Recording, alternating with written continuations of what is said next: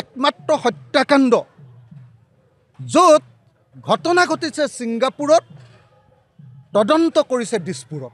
গতিকে আমি সকলোৱে বুজি পাইছোঁ যে এই ঘটনাৰ পৰা কেতিয়াও আমি জুবিনদাৰ ন্যায় নাপাওঁ।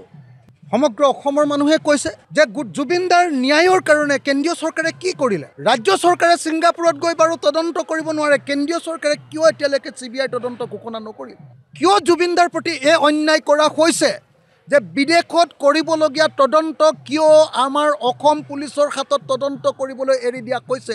কিয় অসমৰ মুখ্যমন্ত্ৰীৰ প্ৰিয়তম অফিচাৰগৰাকী, যাক CIO দিছে, CIO চিফ ইনভেষ্টিগেটিং অফিচাৰ, সেই প্ৰিয়তম অফিচাৰগৰাকীক এতিয়ালৈকে, সেই মহিলাগৰাকী এতিয়ালৈকে কিয় ছিংগাপুৰত তদন্ত কৰিবলৈ পঠিওৱা হোৱা নাই? এই প্ৰশ্নৰ উত্তৰ কাইলৈ আমি বিধানসভাত বিচাৰিব খোজোঁ।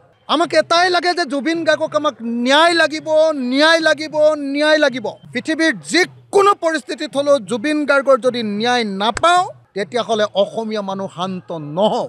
আৰু সেই কথাটোকে ক'বৰ কাৰণে মই শক্তি বিচাৰি, সাহস বিচাৰি, প্ৰেৰণা বিচাৰি জুবিনদাৰ ওচৰত সেৱা ল'লোঁ আৰু প্ৰভু ভগৱন্তৰ ওচৰত আশীৰ্বাদ বিচাৰিলোঁ, যাতে কাইলৈ মই সঁচাকৈ অসমীয়া জাতিৰ হৈ গৰ্জন দিব পাৰোঁ বিধানসভাত। যি বিধানসভা অসমীয়া জাতিৰ প্ৰতিনিধিত্ব কৰে, সেই বিধানসভাত যাতে মই গৰ্জন দিব পাৰোঁ আৰু যাতে চৰকাৰক বাধ্য কৰিব পাৰোঁ যাতে প্ৰকৃত ন্যায় দিয়া হয়। সেইকাৰণে মই আজি ইয়ালৈ আহিলোঁ, সেৱা ল'লোঁ, চাকি জ্বলালোঁ, ধূপ জ্বলালোঁ, তেখেতৰ লগত কথা পাতিলোঁ, হৃদয়ৰ লগত হৃদয়ৰ কথা, জুবিনদাৰ হৃদয়ৰ লগত মোৰ হৃদয়ে কথা পাতিলে আৰু কাইলৈৰ কাৰণে নিজকে সাজু কৰিলোঁ।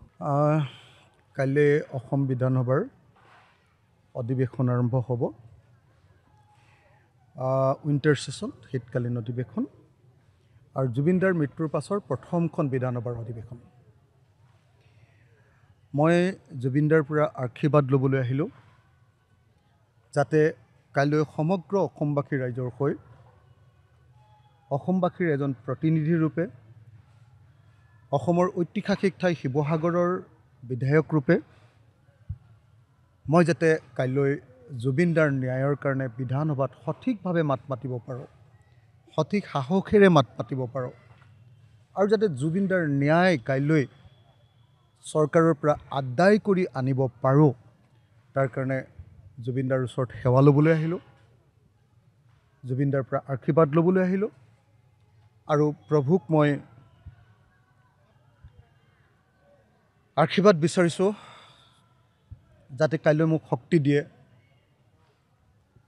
যাতে মই কাইলৈ অসমৰ ৰাইজৰ আশা পূৰণ কৰিব পাৰোঁ। আমাৰ সকলোৰে মৰমৰ, সকলোৰে হিয়াৰ আমঠু, আমাৰ সকলোৰে হৃদয়ৰ জুবিনদা 2 মাহ 7 দিন হৈ গ'ল। কাইলৈ 7 দিন হ'ব, আজি 6 দিন হৈছে। 7 দিনৰ পাছতো ন্যায় পোৱা নাই।